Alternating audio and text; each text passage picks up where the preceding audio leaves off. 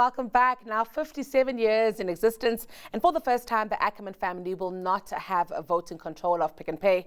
Does this give CEO Sean Summers enough room to bring a much-needed turnaround to the retailer? Financial Mail editor Marc Hasenfuss is behind the publication's cover story of the company, and he joins us now with his analysis. Marc, always a pleasure and a good afternoon to you. Good afternoon. Marc, 57 years, that's quite a heritage, actually. Let's reflect on, the rise and, I'm not going to say fall, but the challenges of Pick n Pay. Yeah, as you say, 57 years. I remember as a child being driven out to Port Elizabeth from the old Uitenhage with my Uncle Ernie to see the first opening of a Pick n Pay in that area. So it's a long legacy.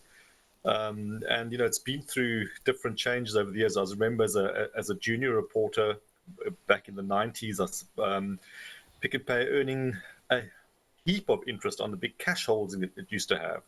Now that's swung around completely now. It's quite bizarre. They're sitting with drowning in debt, having to have a rights issue, and that's the least of their problems, actually. Operationally, there's some serious challenges.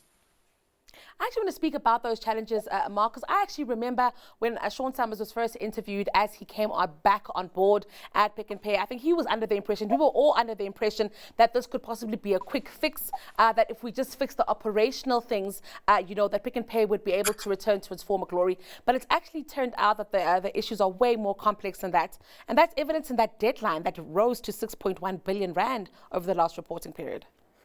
Yeah, look, some of us who've been around a long time will remember OK Bazaars.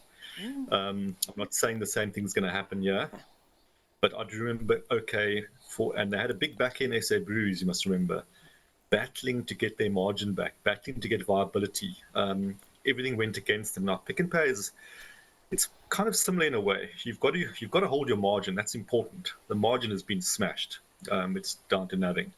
You've got to hold your margin and you've got to hold market share. That's very difficult. You haven't got money, which they haven't got. You can't invest to revamp your stores, to open new stores, to build capacity, to improve merchandise. So Sean Summers got a very difficult job. I would not like to be him. I all respect that he's come back and done this. It is a heck of a task. I just look at, Box is a different story. That's being unbundled. That's a very different business. But the Pick n Pay stores, that's going to be challenging. It really is. I'm not a big Pick n Pay shopper by any means. I'm not a big shopper anyway. But yes, it does look like they've got an element of shabbiness about them now. They've fallen away. Maybe the stores are too big. The big flagship stores might have to shrink. There's a big job to be done there. There are so many underperforming stores. When I saw the number, I almost fell over. I thought that's incredible. How do you get nearly 200, there's hundreds of underperforming stores. It's just baffling that this has happened. But I guess it's been a slow decline. And maybe people do wake up a bit late. Maybe they thought they're too big to fail, too big to have these problems, but they've got the problems now and they have to sort them out urgently. And as you say, it's not a quick fix. It's going to take quite a while, a few years at least.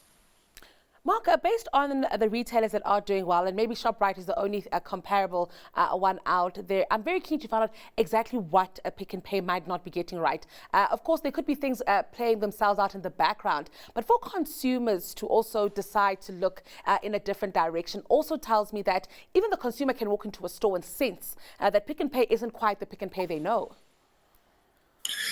Yeah, look, what I understand has happened is that I think the turnaround strategy executed by the previous management, and there were two chief executives prior to Sean stepping back in, I think the plans on paper were good. So they were just badly executed. And I think one of the big things is that a lot of top middle management, higher management, people with lots of experience in the retail game have been shifted out. And that's left a big gaping hole, and things have happened. Over centralization, taking power away from the stores themselves, from the regions, that's caused problems. And I think inefficiencies and also probably issues that you can't really solve quickly have popped up. So perhaps some of those older guard will have to come back. I think the Pick n Pay guys refer to them as a dad's army, which is, I suppose, apt. But yeah, you've got to get those skills back and try and turn the business around, get its heart back. Pick and Pay was a place where people shopped, no doubt. To get that back, I suppose you've got to change your merchandising.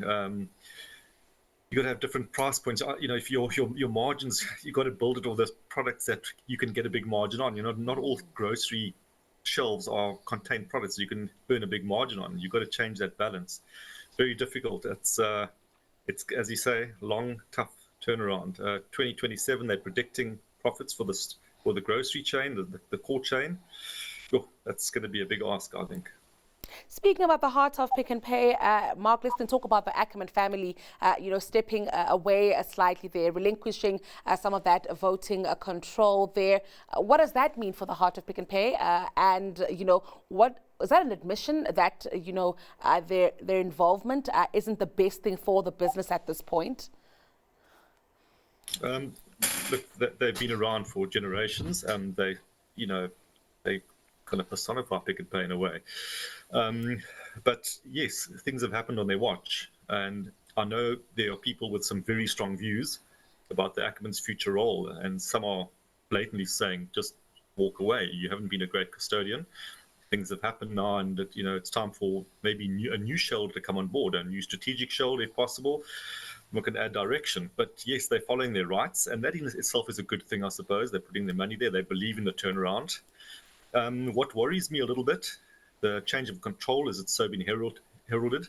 Is it really a change of control? They own a 25% and a bit economic stake, 50% voting rights. So do they reduce it to 49? Is that really going to make a difference? Is it going to be a meaningful? Those are questions. I think they will still stay in control effectively. Whether it's a good or bad thing, we'll see. It depends, I suppose, on the turnaround. But if this thing goes slowly, there's going to be more pressure on them. Look, they put their money in now, and they're going to have to sit it out. But there will still be criticism leveled at them, I think, without a doubt. Well, Marcus, all we have time for today, and that article, of course, the front page of today's Financial Mail. Thank you so much for your time today. It's always a pleasure chatting to you. That was the Financial Mail's editor, Marc Hasenfuss.